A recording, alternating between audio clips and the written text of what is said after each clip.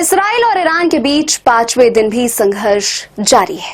इस बीच अमेरिका के राष्ट्रपति डोनाल्ड ट्रंप का बड़ा बयान सामने आया है। उन्होंने कहा, ईरान के आसमान पर हमारा कब्जा है। उनके इस दावे से आशंका बढ़ गई है कि क्या अमेरिका ईरान के खिलाफ इसराइली हमलों में शामिल हो गया है। उन्होंने कहा, हम अच्छे से जानते हैं कि सुप्रीम लीडर कहां छिपा हुआ है। उन तक पहुंचना बहुत आसान है, लेकिन हम उन्हें मारेंगे नहीं, कम से कम अभी तो नहीं।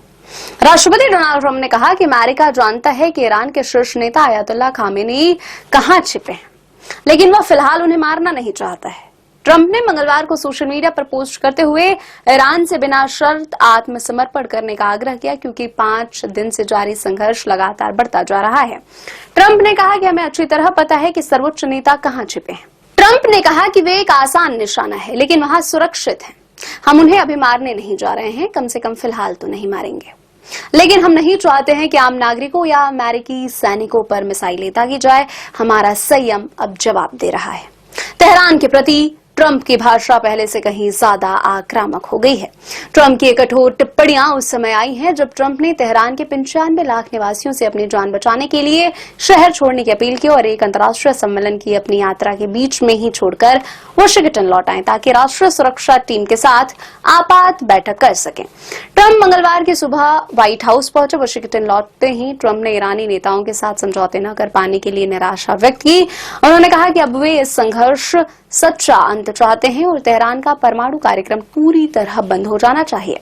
ट्रंप ने कहा कि उन्हें समझौता कर लेना चाहिए था। मैंने कहा था समझौता करो, तो मैं अब ज्यादा बातचीत के मूड में नहीं हूं। ईरान ने कई बार कहा है कि उनका परमाणु कार्यक्रम सिर्फ शांतिपूर्ण, और अमेरिकी खुफिया एजेंसी भी मानती है कि वे सक्रिय रूप से परमाणु बम नहीं बना रहे हैं।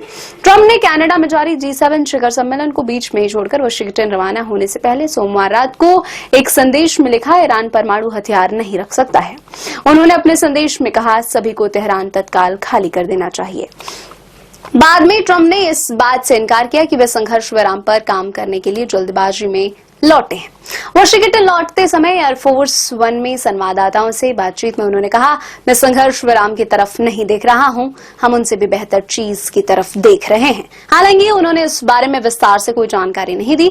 एयरफोर्स 1 में सवार पत्रकारों ने ट्रंप से पूछा कि उन्होंने तेहरान को खाली करने का अनुरोध क्यों किया।